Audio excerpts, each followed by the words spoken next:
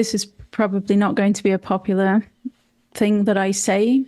Whether you like it or not, there exist people who identify as transgender. You can not like that, but they do exist. And we do need to find a way to accommodate them as a society. The vast majority, certainly the young ones who are caught up in this social contagion, whatever presentation of gender dysphoria they have, whatever motivation there is, they're all innocent. They all were in a very difficult place in their life, and they got sucked into something that was very alluring and that we have to take responsibility for, because we as a society allowed this whole ideology to capture every layer.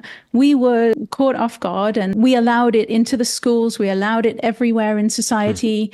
And then a whole bunch of very innocent people got sucked into it. And yes, they've made permanent changes to their body. We are going to have to find a way to accommodate them. We can still deal with this group of people and at the same time maintain women's right to female-only spaces, grounding ourselves in reality that nobody can change sex. There's no such thing as a male woman, and that women do have the right to female-only spaces, no exceptions whatsoever.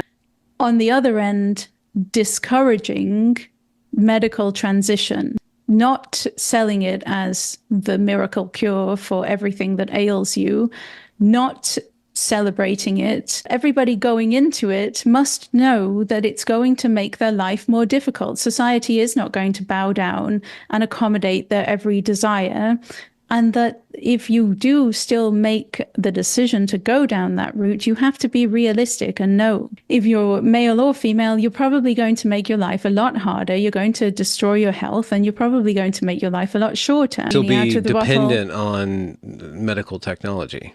Right. Who wants to live a medicalized lifetime pretending to be something that you're not? It should be actively discouraged. And I'm sure this is not going to please trans activists, but it's the truth. This should not be encouraged. The compassionate response is to bring them all back to reality. Then they will know that anyone not using their pronouns isn't doing it because they hate them and want them dead. Anyone objecting to the medical treatment pathway, it's not that they hate them and wish them harm.